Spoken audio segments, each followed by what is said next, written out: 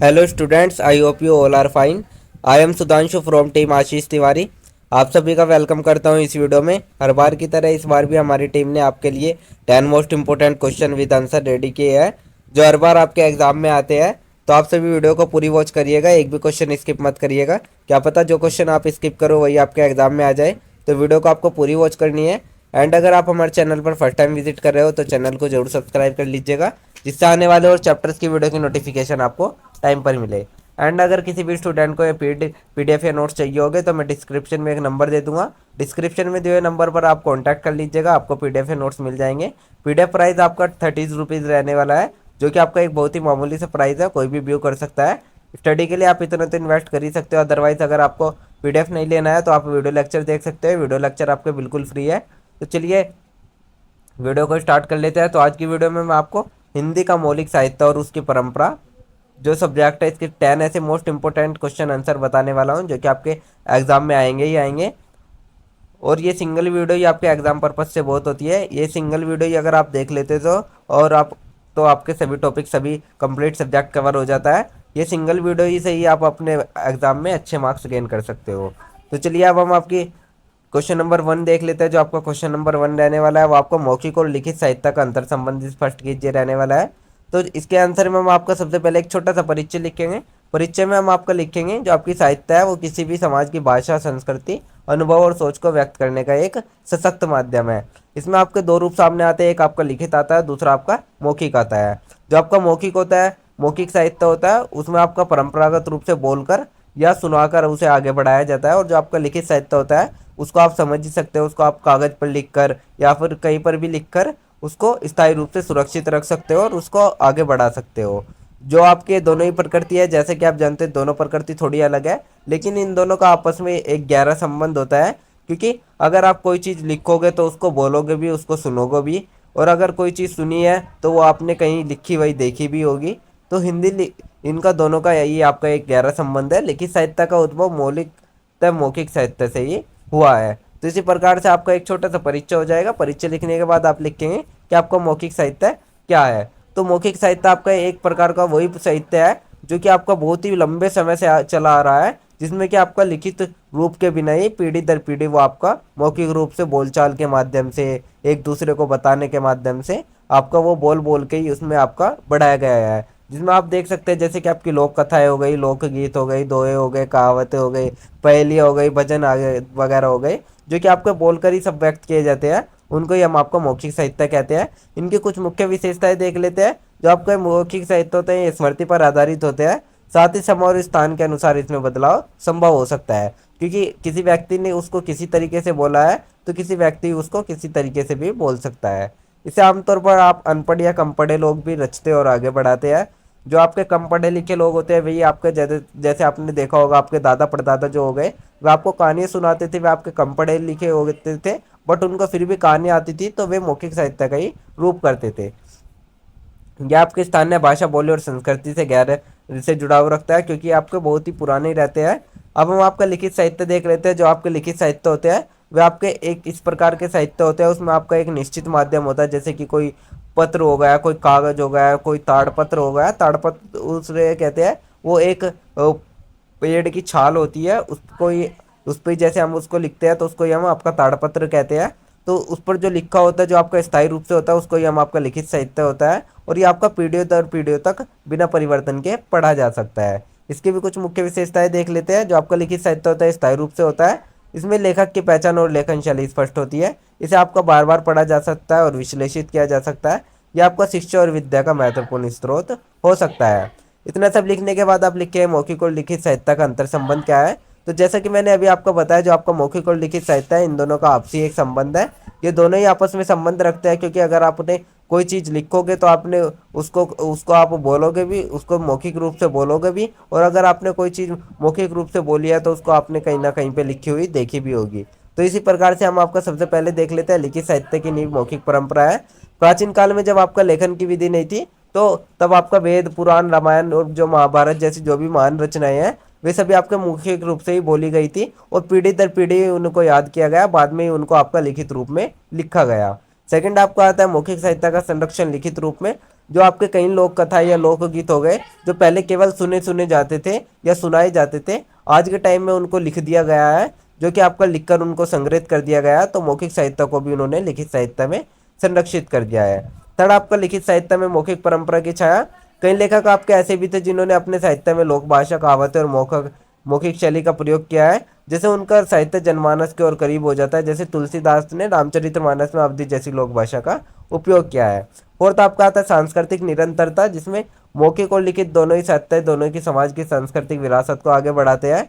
जहाँ आपका मौखिक साहित्य जीवंतता लाता है, वहीं जो आपका लिखित साहित्य होता है वो स्थायित्व प्रदान करता है। तो इतना सब लिखने के बाद आप एक छोटा सा निष्कर्ष लिख दें। निष्कर्ष में आप लिखेंगे जो आपका मौखिक और लिखित साहित्य है वो दोनों एक ही धारा के दो अलग अलग पहलू है। जो मौखिक साहित्य है उसने साहित्य को जन्म दिया है और लिखित साहित्य ने उसको स्थिर बनाया, उसको स्थायित्व प्रदान किया है।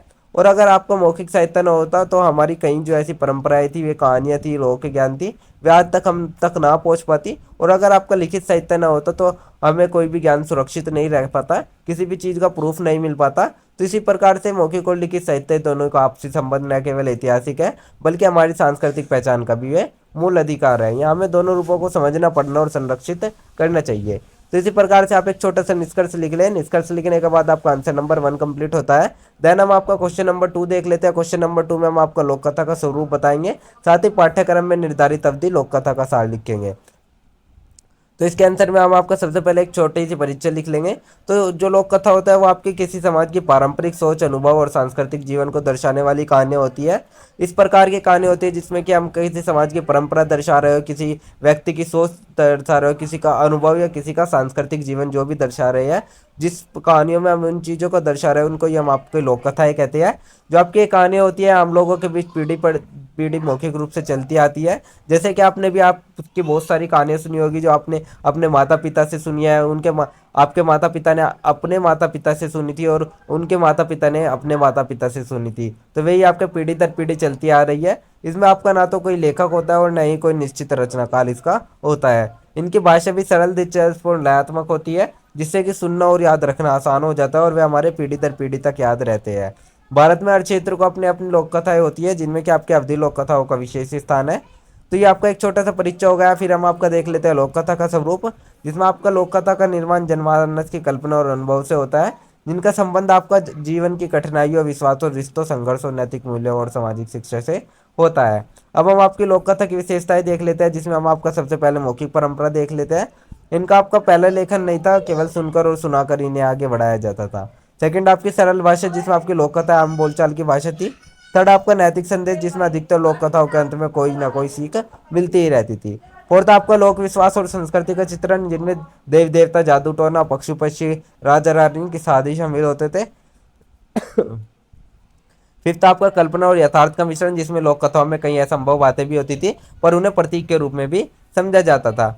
तो इतना सब लिखने के बाद हम आपका अवधि लोक कथा का सार लिख लेते हैं।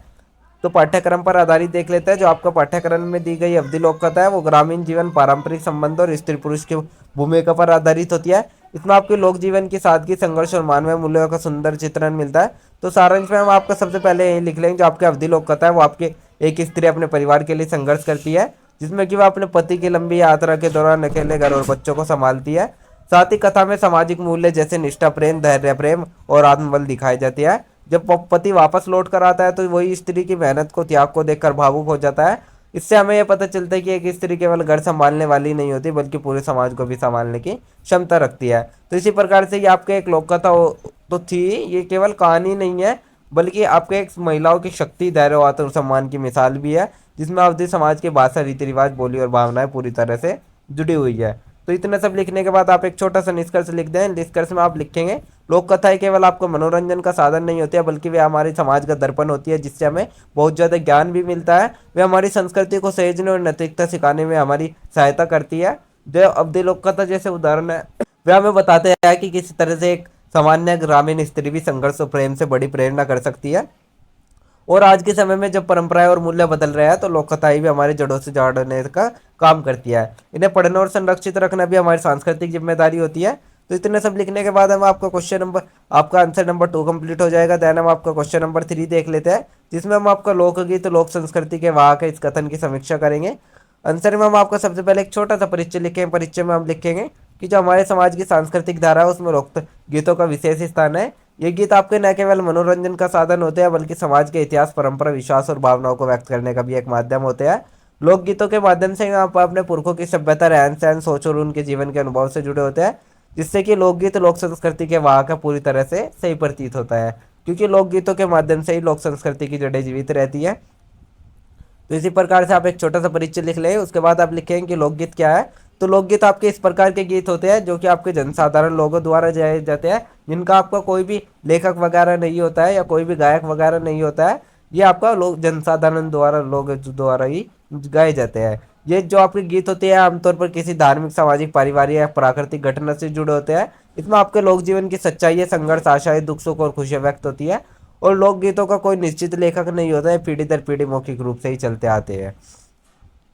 अब हम आपका लोकगीत और लोक संस्कृति का संबंध देख लेते हैं, जिसमें आपका सबसे पहले समाज के जीवन से जुड़ी पहचान आती है। जो लोकगीत होता है वो समाज की पहचान और संस्कृति का सजीव रूप होता है।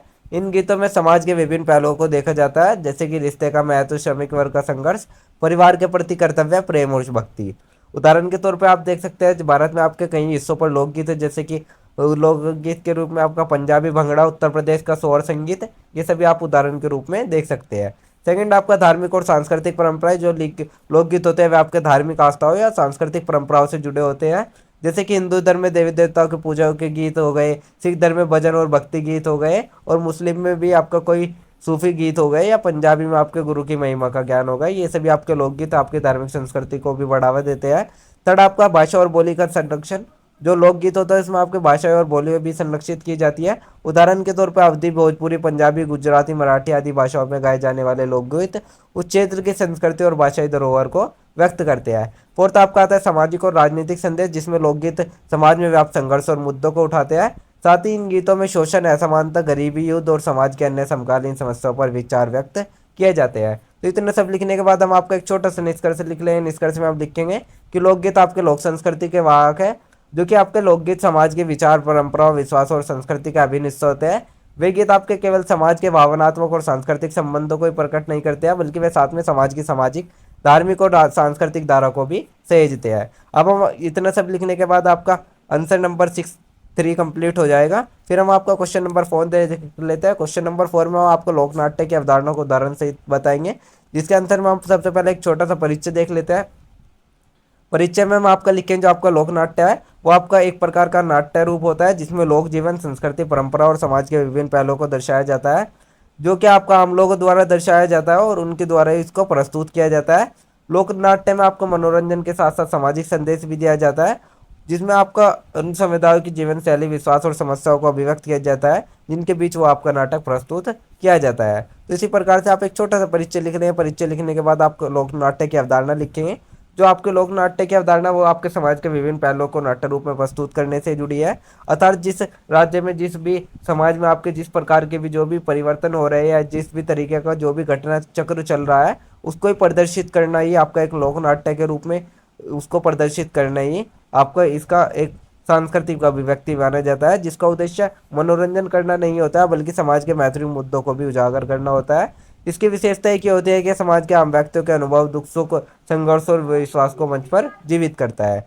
इसके हम कुछ मुख्य विशेषताएं देख लेते हैं, जिसमें आपका सबसे पहला आता है लोकप्रियता, जो कि लोकनाट्य आमतौर पर आम लोगों के बीच प्रचलित होते हैं और इन्हें आमतौर पर जनता के बीच प्रदर्शन के लिए प्रस्तुत किया जाता है। सेकंड आपका सामाजिक संदेश, जो आपके नाटक होते हैं इनमें सामाजिक, धार्मिक और राजनीतिक मुद्दों पर प्रकाश डाला जाता है। थर्ड आपका आसान भाषा और शैली, जिसमें लोकनाट्य में संवाद, गीत और नृत्य सरल भाषा में होता है ताकि हर वर्ग के लिए इसे समझा जा सके। फोर्थ आपका स्थानीयता, जिसमें लोकनाट्य क्षेत्रीय, स्थानीय संस्कृति, भाषा और परंपराओं से जुड़े होता है। फिफ्थ आपका संस्कृति और नृत्य, जिसमें लोकनाट्य में संगीत और नृत्य का महत्वपूर्ण स्थान होता है, जो कि नाटक को और अधिक आकर्षक बनाते हैं। अब हम आपके लोकनाट्य के उदाहरण देख लेते हैं, जिसमें आपका सबसे पहले रामलीला आता है। रामलीला आपका भारतीय लोकनाट्य का एक प्रसिद्ध उदाहरण है, जो आपका जैसे कि आप जानते हैं ये नाटक आपका राम के जीवन पर आधारित है। जो भी राम के जीवन में जो भी घटनाएं हुई वे सभी को आपको रामलीला में आपका संकलित किया गया है। इसका उद्देश्य केवल धार्मिक शिक्षा देना ही नहीं है बल्कि समाज में नैतिक मूल्यों को भी शिक्षा देना है। सेकंड आपका कवि सम्राट सूरदास की रचनाएं आती है। जो सूरदास की रचना है उन पर आपकी नाटक प्रस्तुति भी लोकनाट्य के अंतर्गत ही आ जाती है, जो कि आपके सूरदास के भक्ति गीतों और उनके जीवन पर आधारित नाटक विशेष रूप से कृष्ण भक्ति के संदर्भ में भारतीय लोकतंत्र की महत्वपूर्ण कड़ी है। थर्ड आपका तमाशा आती है, जो कि आपका महाराष्ट्र में चलती है। यह आपका महाराष्ट्र का एक प्रसिद्ध लोकनाट्य तमाशा है, क्योंकि इसमें आपका नृत्य, संगीत और हास्य के रूप में इसको प्रस्तुत किया जाता है, जिसमें विभिन्न सामाजिक मुद्दों पर चर्चा की जाती है और उसे मनोरंजन के रूप में प्रस्तुत किया जाता है। फोर्थ आपका जवानों की दीवानी आता है, जो कि आपके उत्तर प्रदेश के एक लोकनाट्य है, जिसमें भारतीय ग्रामीण जीवन की कठिनाइयों, प्रेम और संघर्षों पर आधारित ये कहानी है, आपकी लोकनाट्य है। जो आपका ये नाटक है कि ये एक युवक और युवती की प्रेम कथा को चित्रित करता है, जिसमें कि समाज की स्वीकृति और परिवार की भूमिका होती है। तो इतना सब लिखने के बाद हम आपका एक छोटा सा निष्कर्ष लिख लें। निष्कर्ष में हम आपका लिखेंगे, जो आपका लोकनाट्य है वो आपका हमारे सांस्कृतिक धरोहर तो है ही है, साथ में आपके समाज के विभिन्न पहलुओं को व्यक्त करने का एक शक्तिशाली माध्यम भी है। जो आपका नाट्य कला है न केवल मनोरंजन का स्रोत है, बल्कि आपके समाज की मानसिकता, विचारधारा, संघर्ष और मुद्दों पर विचार करने की प्रेरणा भी है। लोक नाट्य का आपका उद्देश्य समाज को जागरूक करना और सामाजिक सुधार लाने के लिए सशक्त आवाज प्रदान करना है। इसलिए हमने लोक नाट्य को केवल हमारे इतिहास और संस्कृति का जीवित रखने का माध्यम माना है, बल्कि वर्तमान समाज में विभिन्न मुद्दों पर भी प्रकाश डाला है। तो इतना सा आप छोटा सा निष्कर्ष लिखने के बाद आपका आंसर नंबर 4 कंप्लीट हो जाता है। देन हम आपको क्वेश्चन नंबर 5 देख लेते हैं। क्वेश्चन नंबर 5 में हम आपका देखें, जो आपका मौखिक साहित्य है उसके विविध रूपों का संक्षिप्त वर्णन करेंगे, जिसमें हम आपका आंसर में आपका सबसे पहले एक छोटा सा परिचय देख लेते हैं। परिचय में हम आपका देखें, जो आपका मौखिक साहित्य है वो आपका एक प्रकार का साहित्य है, जिसमें लेखन के बजाय मुंह से सुनाया जाता है, और ये साहित्य आपका मानव सभ्यता के सबसे पुराने रूपों में से एक है, जो आपका पीढ़ी दर पीढ़ी चलता आ रहा है। इसमें आपको कोई भी कथा कहने, कोई भी गीत सुनाने, जो कि आपका सभी मौखिक साहित्य के अंतर्गत आता है। इसकी आपकी विशेषता ये होती है कि आपके एक जीवित परंपरा और इसके निर्माण, विकास और प्रसार में साहित्यकार की बजाय समाज की भूमिका अधिक होती है। तो इसी प्रकार से आप एक छोटा सा परिचय लिख लें। परिचय लिखने के बाद आप लिखें मौखिक साहित्य के प्रमुख रूप। इसमें आपका सबसे पहले लोक कथाएं आते हैं, जो कि मैंने आपको अभी बताया। लोक कथा आपके एक प्रकार की मौखिक कथा होती है, जिसमें आपके समाज के विभिन्न अनुभवों, विश्वासों और परंपराओं को व्यक्त किया जाता है। सेकंड आपको लोकगीत आते हैं, जिसमें आपका बहुत ही महत्वपूर्ण होते हैं। ये गीत आपके समाज के विभिन्न जीवन के पहलुओं को व्यक्त करते हैं, जैसे कि प्रेम, युद्ध, देवी देवताओं की पूजा और प्रकृति की सुंदरता। थर्ड आपका लोक नृत्य और लोकनाट्य आते हैं। ये भी आपके मौखिक साहित्य के ही रूप होते हैं, क्योंकि इनमें अवसरों पर गाए और किए जाते हैं। ये लोक नृत्य और लोकनाट्य समाज के रीति रिवाजों, संघर्ष और धर्म और संस्कृति के मंच को प्रदर्शित करते हैं। फोर्थ आपका कविता और छंद आते हैं। जो आपके कविता और छंद होते हैं वो मौखिक साहित्य के प्रमुख रूप होते हैं, जिनमें आपके विभिन्न अवसरों पर गाया जाता है, उनको या सुनाया जाता है।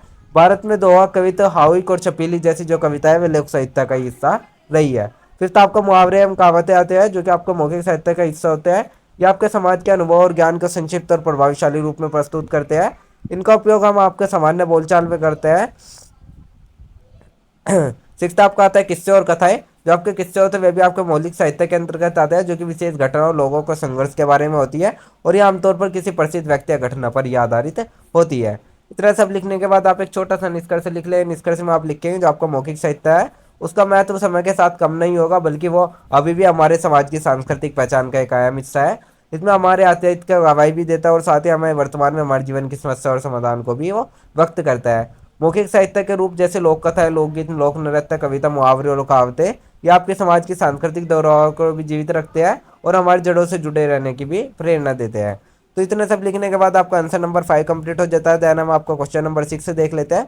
क्वेश्चन नंबर 6 में हम आपका अल्लाह के आधार पर लोक कथा विधा का सामान्य परिचय लिखेंगे, जिसके आंसर में हम आपका सबसे पहले एक छोटा सा परिचय लिखेंगे। परिचय में हम लिखेंगे, जो आपका लोक कथा है वो भारतीय लोक साहित्य की महत्वपूर्ण और प्राचीन विधा है, जो कि समाज की ऐतिहासिक घटनाओं, वीरता, संघर्ष और सामाजिक मूल्यों को जनमानस तक पहुंचाने का कार्य करती है। लोक गाथाएं मुख्य रूप से समाज में प्रचलित होती है और समय समय पर उनका रूप बदलता रहता है। और जो आपकी ये गाथाएं होती है, इसमें आपका लोक गाथा का एक प्रसिद्ध उदाहरण नल्ला है, जो कि भारतीय लोक साहित्य में विशेष स्थान रखते हैं, और यह गाथा आपके उत्तर भारत, विशेषकर उत्तर प्रदेश या मध्य प्रदेश में प्रचलित है। तो इतना सब ये लिखने के बाद आपका एक छोटा सा परिचय कंप्लीट हो जाएगा। देन हम आपका अल्लाह लोक गाथा देख लेते हैं। जो आपका अल्लाह लोक गाथा है, ये आपकी एक प्रसिद्ध लोक गाथा है, जो कि आपका उत्तर प्रदेश या मध्य प्रदेश जैसे क्षेत्रों में बोली जाती है। ये आपका बुंदेलखंड क्षेत्रों में प्रचलित होती है, और ये गाथा आपके वीरता, साहस, युद्ध और धर्म से संबंधित घटनाओं पर आधारित है। इसमें आपको मुख्य रूप से अल्लाह और रुदुद्दल नामक दो भाइयों की वीरता और उनके साथ हुई ऐतिहासिक घटनाओं को दर्शाया गया है। और जो अल्लाह और रुदुद्दल है, उनका उल्लेख भारतीय लोक संस्कृति के न्यायिक रूप में किया गया है।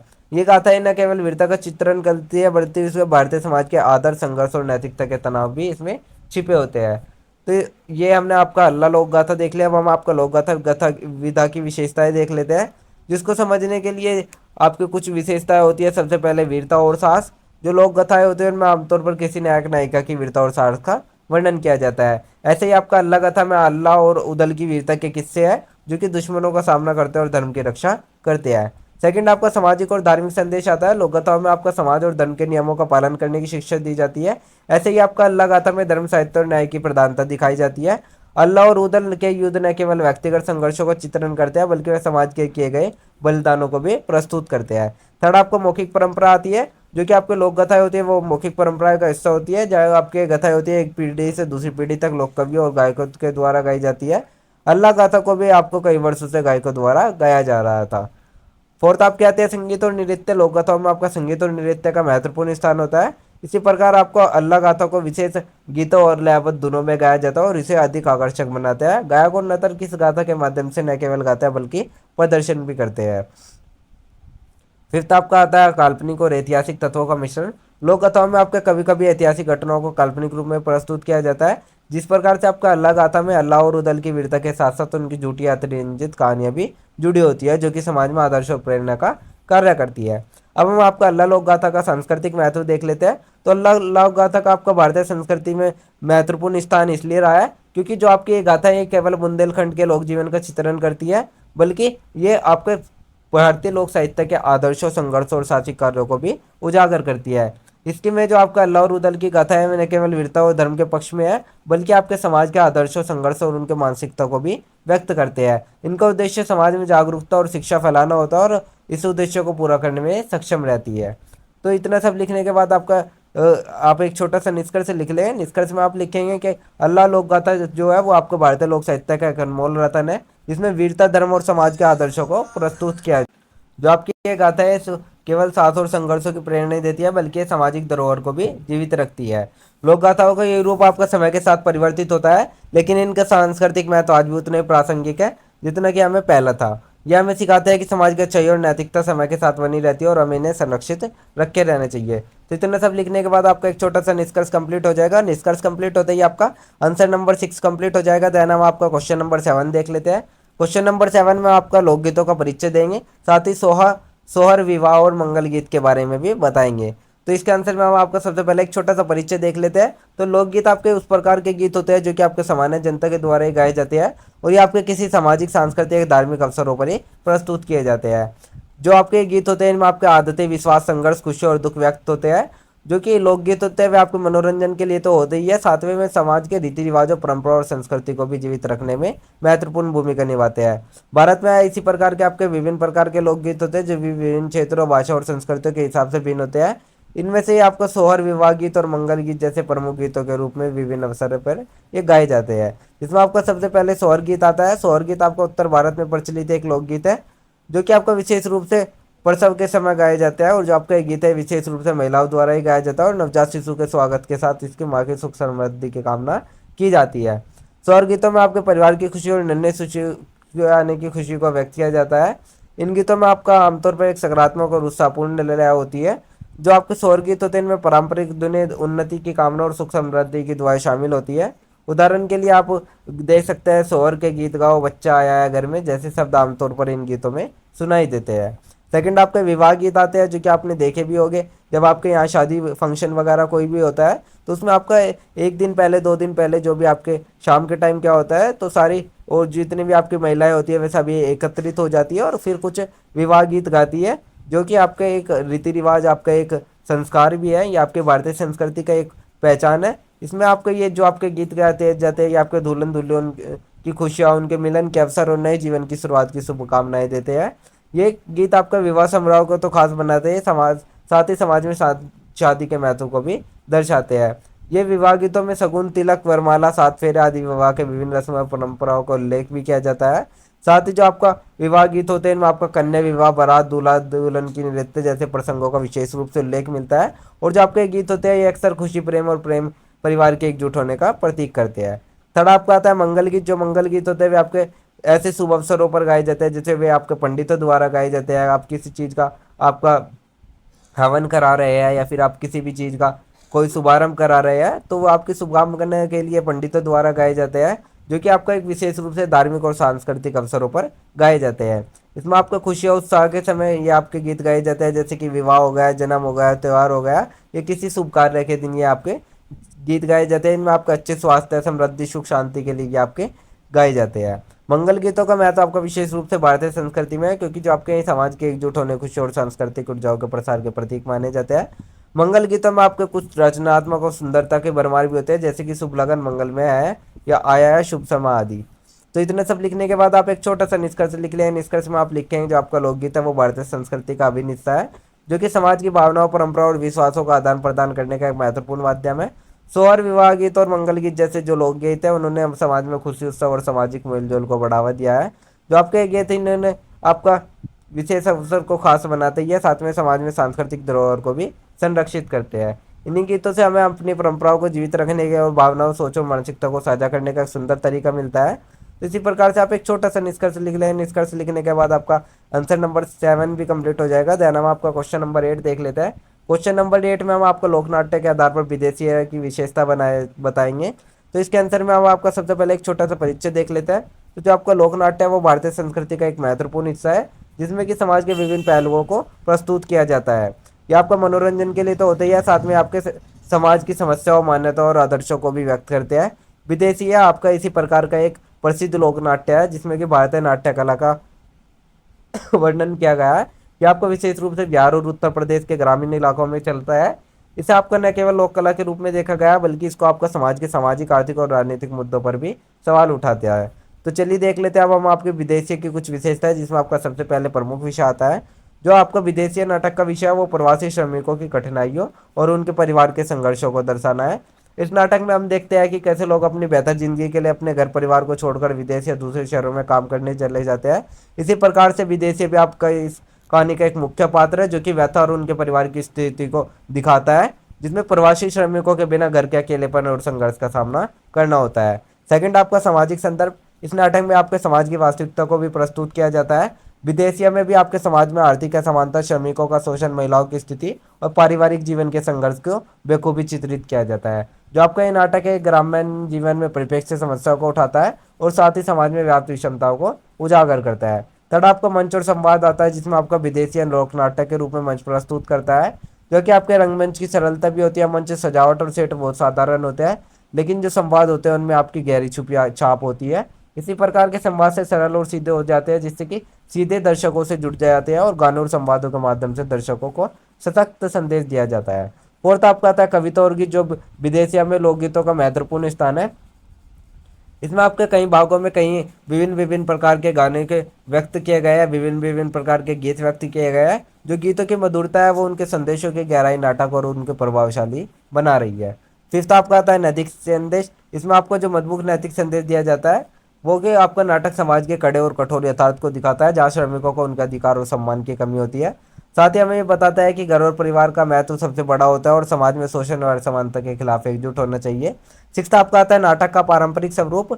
विदेशिया में जो लोकनाट्य है वो पारंपरिक विशेषता स्पष्ट रूप से देखता है, जिसमें आपका अभिनय, संवाद और संगीत का सही मिश्रण होता है। लोक कला के तत्वों का उपयोग करते हुए हम आपका नाटक समाज के मूल्य, विश्वास और परंपराओं को दर्शाते हैं। इसके पात्र आपके संगीत और संवाद भारतीय लोक संस्कृति के पारंपरिक रूप का पालन करते हैं। सेवंथ, आपका आता है सहज और लोकप्रिय संवाद शैली, जिसमें जो आपका विदेशी है वो आपका बहुत ही सहज और सीधे होते हैं, जिसमें कि दर्शकों के दिलों तक आसानी तक पहुंचा जा सकता है। और जो आपके नाटक के पात्र होते हुए आम बोलचाल की भाषा का प्रयोग करते हैं। तो इतना सब लिखने के बाद आप एक छोटा सा निष्कर्ष लिख लेंगे। निष्कर्ष में आप लिखेंगे जो आपके विदेशी लोक नाटक है वो आपका एक महत्वपूर्ण उदाहरण है लोकनाट्य का, जिसमें समाज के गंभीर मुद्दों को सशक्त और प्रभावशाली तरीके से प्रस्तुत किया गया है। और जो आपका ये नाटक है केवल मनोरंजन तो देता ही है, साथ में ये समाज में व्याप्त समानता और शोषण पर भी विचार करता है।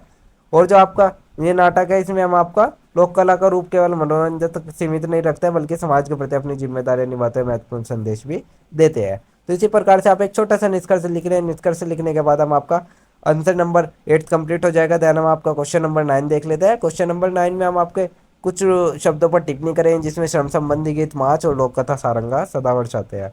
तो इसका सबसे पहले हम आपको एक छोटी सी परिचय लिख लें। परिचय में हम आपका लिखें जो भारत की सांस्कृतिक धारा है उसमें लोक कला और साहित्य का महत्वपूर्ण स्थान है। इसमें आपका श्रम संबंधी गीत, माच और लोक कथा है भारतीय लोक नृत्य और समाज के विभिन्न पहलुओं को दर्शाती है। जो श्रम संबंधी गीत होते हैं श्रमिकों के संघर्ष और उनकी कठिनाइयों को व्यक्त करते हैं, जबकि जो माच होते हैं वे लोकनाट्य रूप होते हैं जो कि समाज के मुद्दों पर आधारित होते हैं।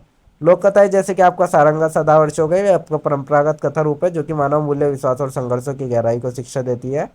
तो इसी प्रकार से आप एक छोटा सा परिचय लिख लें। परिचय लिखने के बाद आप लिखें श्रम संबंधी गीत। तो श्रम संबंधी गीत उनको कहते हैं जो कि आपके श्रमिकों द्वारा गाए जाते हैं, और ये आपके दैनिक जीवन की जो भी उनकी कठिनाइयाँ होती है, जो भी उनके संघर्ष होते हैं, उसमें अपनी भावनाओं को व्यक्त करते हैं, और ये खास करके आपके ग्रामीण और श्रमिक वर्ग के लोगों द्वारा ही गाए जाते हैं। तो इसके कुछ मुख्य विशेषताएं देख लेते हैं, जिसमें आपका सबसे पहले सामूहिकता होता है। यह आपका श्रमिकों के बीच सामूहिक रूप से गाए जाते हैं, जिसमें सभी लोग मिलकर गाते हैं और अपनी भावनाओं को, अपनी जो भी संघर्ष कर रहे हैं, जो भी मेहनत कर रहे हैं, उसको व्यक्त करते हैं।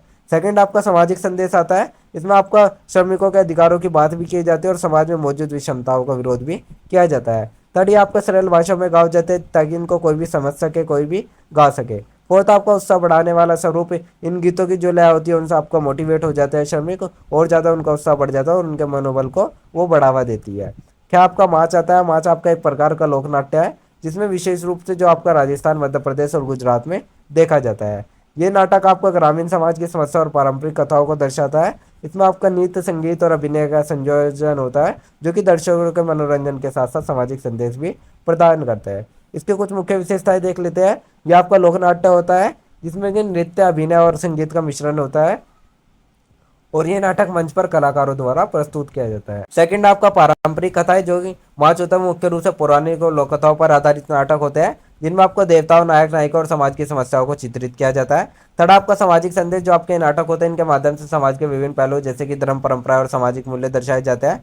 फोर्थ, आपका संगीत और गाने, जो माच होता है उसमें नाटक में लोकगीतों का महत्वपूर्ण स्थान होता है। गाने के माध्यम से कथानक को और भी प्रभावशाली बनाया जाता है। तो ये सब लिखने के बाद हम आपका थर्ड देख लेते हैं, जिसमें हम आपका लोक कथा सारंगा सदावर्ष के रूप में देखेंगे। जो आपका सारंगा सदावर्ष है, ये आपके एक प्रकार की लोक कथा है। इसमें आपका ये आपका मध्य भारत में प्रचलित है, और ये आपका कथा प्रेम, बलिदान और आस्था की कहानी होती है। इसमें एक युवक सारंगा अपनी प्रियतम के लिए बलिदान दे देता है, और उसकी आत्मा सदा के लिए सदावर्ष में ही बदल जाती है। इसी प्रकार से ये कथा आपके माध्यम से प्रेम, निष्ठा और परिवार के महत्व को दर्शाती है। तो इसका एक बार कथा सार देख लेते हैं। जो आपका सारंगा नामक युवक है, वो अपने प्रियतम को बचाने के लिए अपने जान की आहुति दे देता है। तो उसकी जो आत्मा होती है वो आपके एक वृक्ष में, सदा वृक्ष के लिए अवतरित हो जाती है, और उसके प्रियतम की हमेशा उसमें रक्षा करती है। इस कथा में आपका प्रेम और बलिदान की भावना को देखा गया है। साथ ही जो आपका सदावर्ष था, वो उसके रूप में सारंगा की आत्मा प्रियतम के जीवन को खुशहाल बनाती है, और उसे कभी भी अकेला नहीं छोड़ती है। तो इसी प्रकार से हम इसकी एक छोटी सी विशेषता भी देख लेंगे, जिसमें आपका सबसे पहले प्रेम और बलिदान, सारंगा ने अपने प्रेम के लिए अपना बलिदान भी दे दिया। सेकंड, आपका धार्मिक और आध्यात्मिक संदेश, इसमें आपका विश्वास, आस्था और आत्मिक बलिदान की महत्वपूर्ण बातें भी हुई है। थर्ड, आपका प्राकृतिक तत्व, जो आपका सदावर्ष होगा, वो आपका सारंगा की आत्मा के प्रतीक माना गया है। इसमें तत्वों से जुड़ी गहरी भावनाओं को दर्शाया जाता है, और ये प्रकृति से संबंध और उसे सम्मान देने की बात करता है। तो इतने सब लिखने के बाद आप एक छोटा सा निष्कर्ष लिख देंगे। निष्कर्ष में आप लिखेंगे जो आपका श्रम संबंधी गीत है, माच है, सारंगा है, सदावर्ष है, आपका लोक कला और संस्कृति के महत्वपूर्ण उदाहरण है। इनमें आपको उनके कठिनाइयों को प्रस्तुत किया गया है, साथ ही उनके पारंपरिक मुद्दों पर यह आधारित होते हैं, और लोक कथा सारंगी बलिदान और आस्था की भावनाओं को व्यक्त करती है।